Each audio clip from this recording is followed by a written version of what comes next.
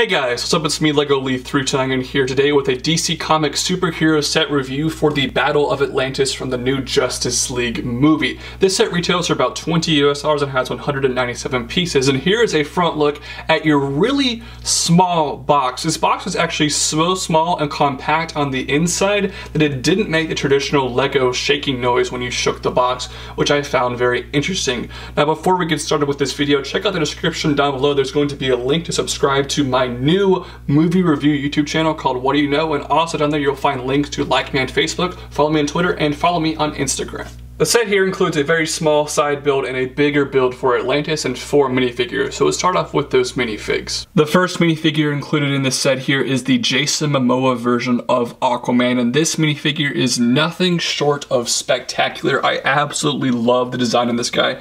I mean, just look at the printing on his torso and his legs. That printing is so detailed and so well done. Also, his hairpiece is brand new, and honestly, they didn't need to make a new hairpiece for this figure, but they did, which is just going above and beyond, and the printing on his hair is amazing. His trident is really cool in the gunmetal color, also a gunmetal lightsaber hilt on the bottom there, going to add some extra detail, and his face print is good as well. Turning him around, he has some nice back printing and a good double-sided face, so this minifigure is just a win all across the board. Aquaman here does include the Power Blast piece, which actually I think makes for a pretty cool look, kind of like he's controlling the energy of the water, which is nice, and you can also flick these off, which is a neat little feature. The next minifigure included with this set here is the Atlantean Guard, and this minifigure, just like Aquaman, has some incredible printing. I mean, just look at how fine the details are on the torso and legs there, but clearly the star of this minifigure is the brand new head mold. I love that mold for the helmet. It is so fantastic.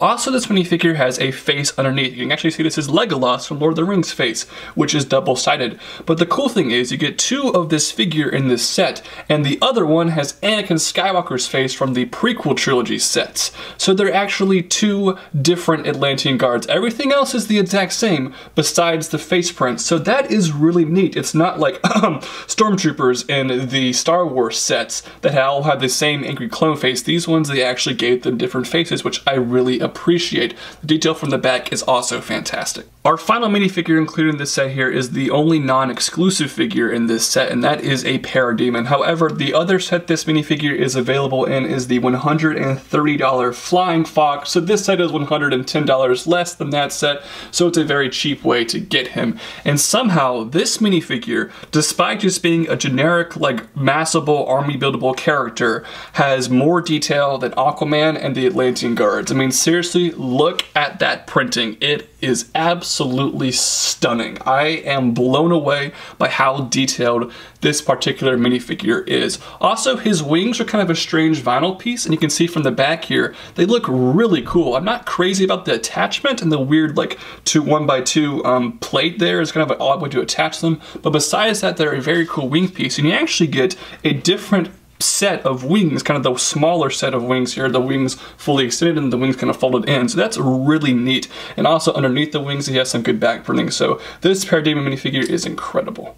So here is Atlantis itself, or more so a facade of Atlantis. As I give you a spin of this build here, you can start to see this is pretty much just the front of Atlantis, and from the back there's some rather unwanted colors, including brown, white, and a normal blue shade. So I'm not crazy about how this looks from the back, and really this design is pretty skinny. It's only about 2 bricks thick at any given point, so that's a little bit on the disappointing side. However, there are some very cool colors here, including sand blue and sand green, lots of translucent lighter blue and dark green, so some fantastic colors on this build. You get one smaller side build with this set, which is a small pedestal that has the mother box on top, and that mother box piece is actually printed and exclusive to this set right now, which is a great part. Otherwise, this pedestal is very small and simple, but it does look pretty good. From the base here, you can see some really fantastic choices in color. There's also some pretty cool stickers. I especially like the look of these stickers back there. Those are very cool, and all the little studs you see are actually glow in the dark, which just kind of adds to the Atlantis feel. Now, there's some some very simple play features here. These column pieces here are very easy to break off. They're only attached by that small jumper piece right there, but that's not really a good play feature. They just kind of rest on there and kind of fall off really easy for moving this thing around. Now I get that's intentional, but I would have preferred to have seen something more explosive. Another quote-unquote play feature here is you can put your Atlantean Guard on the small clear studs behind there to kind of make it look like he's swimming up, and this thing is very loose so you can kind of spin him around and move it about.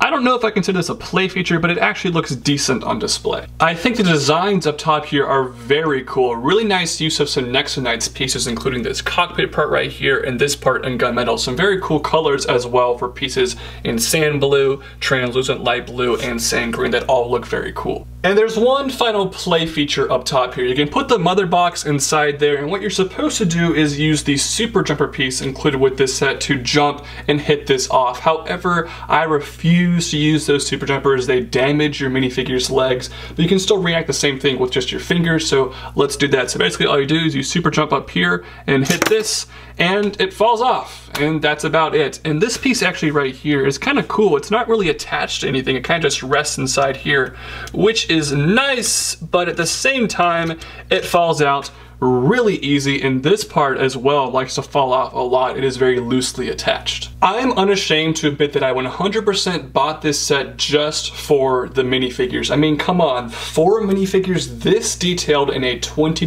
DC superhero set, that's kind of unheard of. And the price is good. 197 pieces or $20 is pretty good, and everything else to me was just extra. There's some really cool pieces in this set. A printed mother box, lots of really cool colors. Seaweed, kind of undersea pieces are a little bit harder to find in Lego, so it was nice to get those. The build itself here, it actually looks decent on display, but for play value, if you're looking to play with this set, it's a rather flimsy build that falls apart pretty easily, and it really doesn't have much substance besides kind of a facade. The build here leaves a lot to be desired, but everything else in this set is pretty fantastic. I think it's a really solid value. I'm gonna rate this set here a 7.8 out of 10. Those are just my thoughts though. I'd love to hear yours in the comment section down below. Also guys, don't forget to subscribe to this channel. Please like this video, and I hope to see you guys next time like a DC Superhero Justice League set reviews. I'll see you guys later. Bye.